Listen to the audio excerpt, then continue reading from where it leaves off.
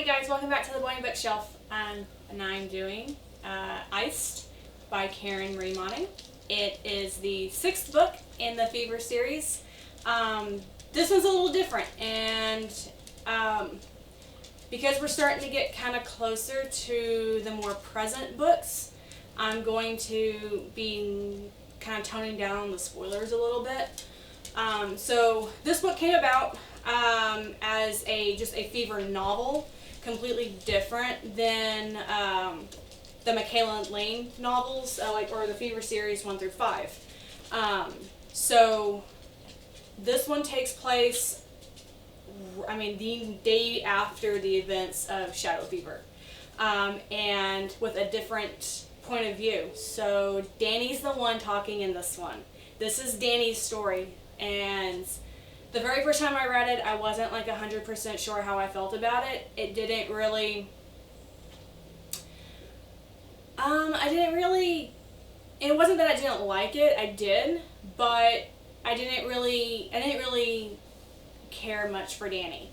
At first I really thought that she, I thought that she was just annoying, early teenage girl that just had a really big head.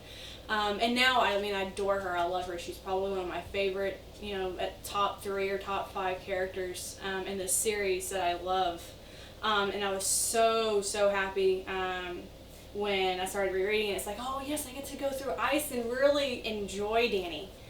But yeah, so it's a little different with Danny. She's 14 years old. She is, she's telling the events, what's going on in her world and in Dublin, and what she's doing to stay alive and all that, and some of the consequences that she has to deal with pertaining to the end of Shadow Fever.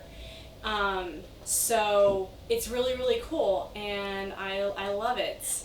So I love the chapter headers. They are tags from song lyrics, which I love. It's so awesome. And you can kind of sort of get maybe a little feel of what's probably going to happen, or the feel of the situation that's going to happen in the chapters based upon the tag of the chapter. So it was really cool. I loved it. A little bit different than the Fever series. I love that it takes a very small Twilight dig. It's like Danny's kind of makes a comment about how vampires aren't supposed to be glittery and stuff, and I thought it was really funny. It's like, oh, I get that now. But yeah, so Danny's still Danny. She has this vulgar mouth. F-bombs, is her favorite thing. I love Danny's snarky sayings. They're a bit vulgar. Some of her things are really funny. They're witty. They hit so funny when her and Ryodan are talking or working together and stuff like that. I love it. Some of Danny's backstory that were kind of hinted around in the other books, we really kind of get into now. We get a little bit more of Danny's backstory. It's not super heavy, because that's just not Danny. Danny doesn't wallow in the past. She's more about living in the here and now and loving every minute of it. So she's not telling us. She's not wallowing in her past of how her relationship with her mother, or how Rona found her, and just her life as a kid. We get small glimpses of it, and she kind of blows it off past, whatever. I'm here now, and I'm like these shit. So that's Danny, and it fits really well. And so I might be a little biased. But I think I love Danny even more because of this book. Mainly because, or simply just that she's a Batman fan. Her and Ryodan have this thing, because Ryodan's trying to hire her for a job. Because, the city's kind of getting iced and stuff like that by a Hoarfrost king. So they're trying to find it, trying to stop it and all that stuff. And, Ryodan kind of is trying to get her to work with him And, you know, it kind of dawns on Danny, like, I'm like superhero, and Ryodan's like a superhero too, so like, am I gonna be the Robin to your Batman? And it was so awesome. I loved it. I loved it the first time I read it, and I loved it even more now, because who doesn't love Batman? Batman is the best. So yeah, I loved it. I just kind of had to stop reading it for a second, kind of chuckle for a second, because it was just perfect. I loved it. So like this one, like in Shadow Fever, and I believe in Dream Fever it happened as well, the storytelling does kind of flip-flop a little bit. So Danny just isn't strictly alone in telling the story. About 90% of the story does come from Danny, but does go to Christian, and we kind of see him start spiraling down into becoming the Unseelie Prince, and how his mannerisms have changed, how his thinking has changed, how who Christian was in the other books is no longer Christian. He is absolutely turning into an evil character, and a very nasty evil character. And again, like the Unseelie Princes are the death by sex fae, so he is turning into a death by sex fae. And first time reading it, I really wasn't all that affected by the things that Christian was saying and doing, because in his weird, twisted, disgusting mind, he thinks that Danny is his one true love. Christian is, you know, anywhere between 19 to 21 years old. Danny's only 14, so, you know, there's a really big age difference between the two, and it's kind of like, dude, that's kind of gross. So yeah, I was a little like, it made me feel a little uncomfortable reading Christian's thoughts and stuff like that, especially pertaining to Danny, because that's not cool. But we do get to see a little bit of that. It also follows Kat, who is at the Abbey. She's has now taken over the role of, for Rona, she's the Grand Mistress now, or acting as Grand Mistress. And we're kind of seeing how the Abbey's going with her, and how it's kind of slowly starting to descend into madness somewhat. So that's really awesome. Kat is very, she's different than Danny and then Mac. Mac was very emotional, thinking based. Danny's very, you know, immature. Kat seems to be right there in the middle of being very mature, very straightforward in thinking. So yeah, it was awesome to kind of see how that was going with her. The unfortunate thing is, again, you have to pay attention, because if not, you're not quite, if you're reading the chapter previously from Danny, you're going to still go into thinking that chapter is Danny until you start looking at the mannerisms of words and stuff like that. It's like, wait a minute, that's not Danny.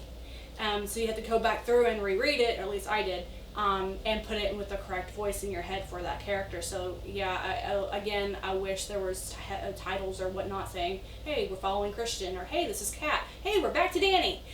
So I thought that would have been much better, but again, you know, these books have been out for a while. A little too late.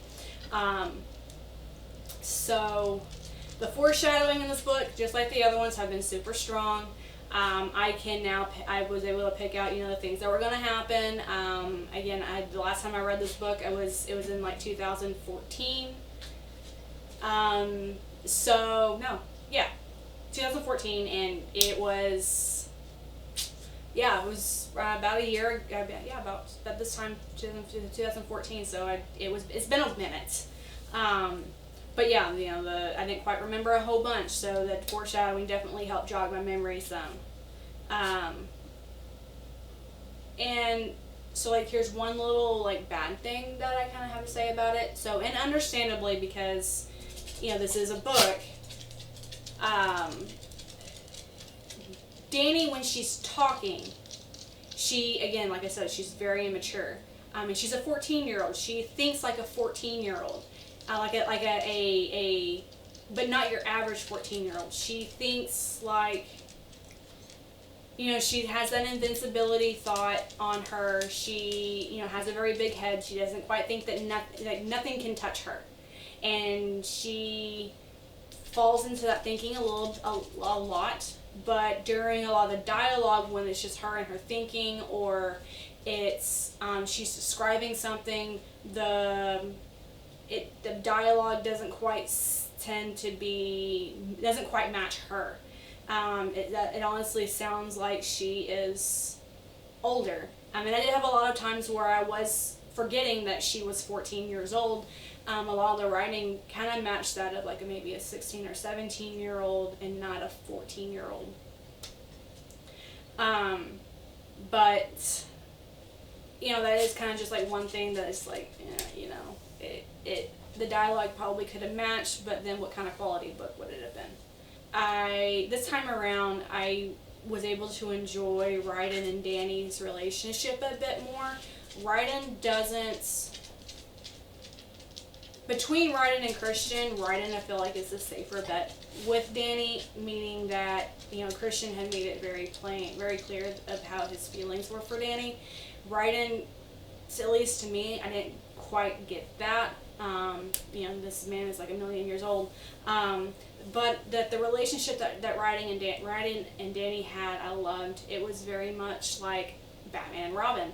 You know, Batman took Robin in under his wing, no pun intended, and was the faithful, trusty sidekick. And that's what Ryodan does with Danny, and I love it. He cares deeply for Danny, and you can tell. She aggravates him to no end, and her. But you know, it's the camaraderie between them. I loved. I so enjoyed their moments together. Even though Ryodan was there was times where it's like, dude, you pushed it too far with being, you know, an asshole. But he did it because he knows the potential for Danny, and not saying that's an excuse, just book world, it makes sense because Ryodan sees the type of person that Danny is going to become, or will become, or whatnot, has the potential to. And he wants her to achieve that. So, yeah, I really, really loved it. Their relationship is like very much Batman and Robin. I loved it.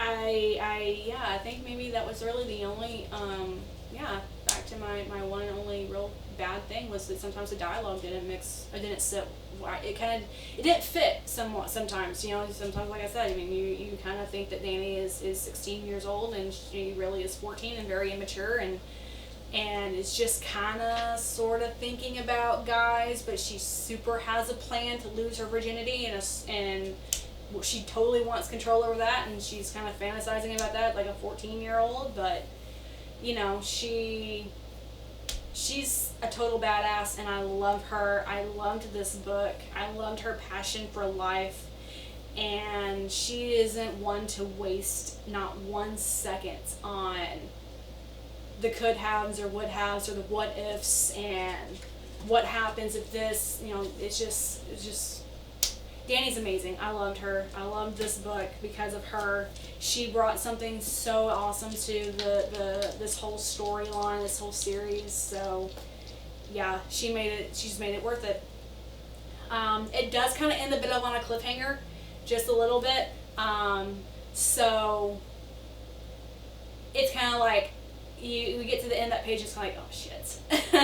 So yeah, but anyways, that's my love for Iced by Karen Marie Moning. It was so awesome, and I feel like if you read it, you're gonna love Danny just as much as I do.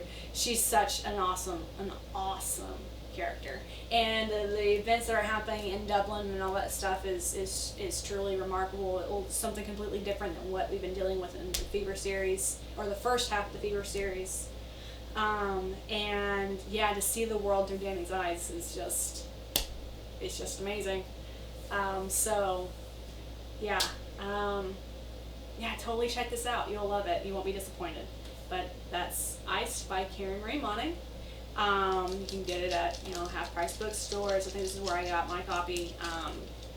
You can get it on Amazon or Barnes & Noble or whatnot.